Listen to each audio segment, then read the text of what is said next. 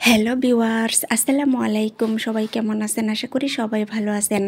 আজকে আমি রুই মাছ দিয়ে দুর্দান্ত স্বাদের লাউ রান্না করতে চলে আসলাম।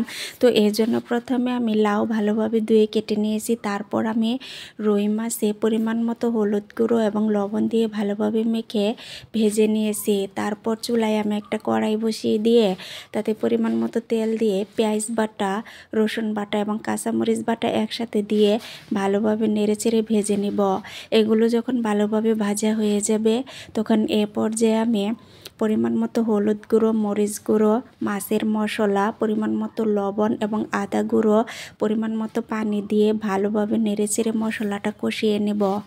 মশলাটা যখন ভালোভাবে কষানো হয়ে যাবে তখন আমি আগে থেকে ধুয়ে কেটে রাখা লাউগুলো দিয়ে ভালোভাবে নেড়ে চেড়ে ঢাকনা দিয়ে ঢেকে কষিয়ে নেব। লাউটা যখন ভালোভাবে কষানো হয়ে যাবে তখন এ পর্যায়ে আমি পরিমাণ মতো ঝোল দিয়ে দিব। ঝোলটা যখন ফুটে উঠবে তখন এ পর্যায়ে আমি আগে থেকে ভেজে রাখা রুই মাছগুলো দিয়ে ভালোভাবে নেড়ে চেড়ে ঢাকনা দিয়ে ঢেকে রান্না করে নেব।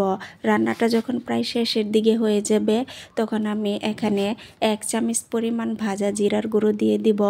তারপর আবারও ঢাকনা দিয়ে ঢেকে দেব।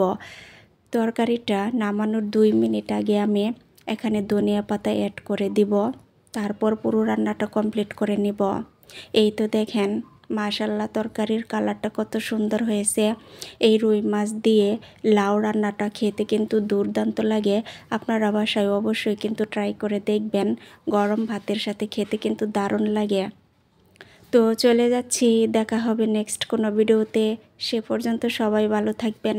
শুভকামনা সবার জন্য। ধন্যবাদ সবাইকে।